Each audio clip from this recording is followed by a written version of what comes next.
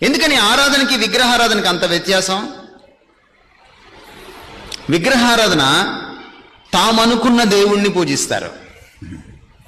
ఆరాధనలో తాము తెలుసుకున్న దేవుణ్ణి పూజిస్తారు. దేవుణ్ణి ఊహించుకోవడం మొదలెడితే ముక్కోటి దేవుళ్ళు పుడతారు. చాలామంది నన్ను అడుగుతుంటారు, హైందవ సోదరులు మిత్రులు, ఎంతమంది దేవుళ్ళు సార్ అని. వాళ్ళకి బాగా తెలిసి నేను క్రైస్తవుణ్ణని. నేను యేసు ఒక్కడే దేవుడు అనాలని, నన్ను పట్టుకోవాలని వాళ్ళ ఆశ. నేను అందుకే ఒక మాట చెప్తాను ఇప్పుడు వాళ్ళకి.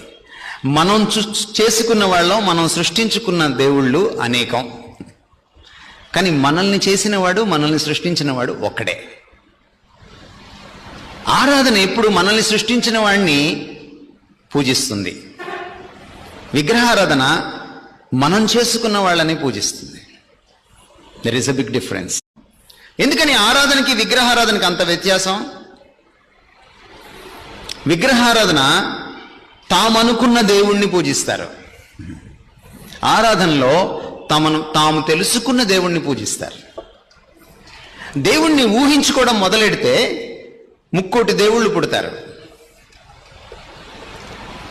చాలామంది నన్ను అడుగుతుంటారు, హైందవ సోదరులు మిత్రులు, ఎంతమంది దేవుళ్ళు సార్ అని. వాళ్ళకి బాగా తెలిసి నేను క్రైస్తవుణ్ణని. నేను యేసు ఒక్కడే దేవుడు అనాలని, నన్ను పట్టుకోవాలని వాళ్ళ ఆశ. నేను అందుకే ఒక మాట చెప్తాను ఇప్పుడు వాళ్ళకి. మనం చేసుకున్న వాళ్ళం, మనం సృష్టించుకున్న దేవుళ్ళు అనేకం, కానీ మనల్ని చేసినవాడు, మనల్ని సృష్టించినవాడు ఒక్కడే. ఆరాధన ఎప్పుడు మనల్ని సృష్టించిన వాడిని పూజిస్తుంది. విగ్రహారాధన మనం చేసుకున్న వాళ్ళని పూజిస్తుంది. There is a big difference. ఎందుకని ఆరాధనకి విగ్రహారాధనకి అంత వ్యత్యాసం? విగ్రహారాధన తామనుకున్న దేవుణ్ణి పూజిస్తారు. ఆరాధనలో తాము తెలుసుకున్న దేవుణ్ణి పూజిస్తారు. దేవుణ్ణి ఊహించుకోవడం మొదలెడితే ముక్కోటి దేవుళ్ళు పుడతారు. చాలామంది నన్ను అడుగుతుంటారు, హైందవ సోదరులు మిత్రులు, ఎంతమంది దేవుళ్ళు సార్ అని. వాళ్ళకి బాగా తెలిసి నేను క్రైస్తవుణ్ణని. నేను యేసు ఒక్కడే దేవుడు అనాలని, నన్ను పట్టుకోవాలని వాళ్ళ ఆశ. నేను అందుకే ఒక మాట చెప్తాను ఇప్పుడు వాళ్ళకి.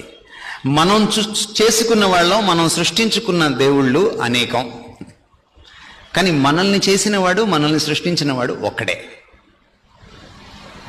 ఆరాధన ఎప్పుడు మనల్ని సృష్టించిన వాడిని పూజిస్తుంది.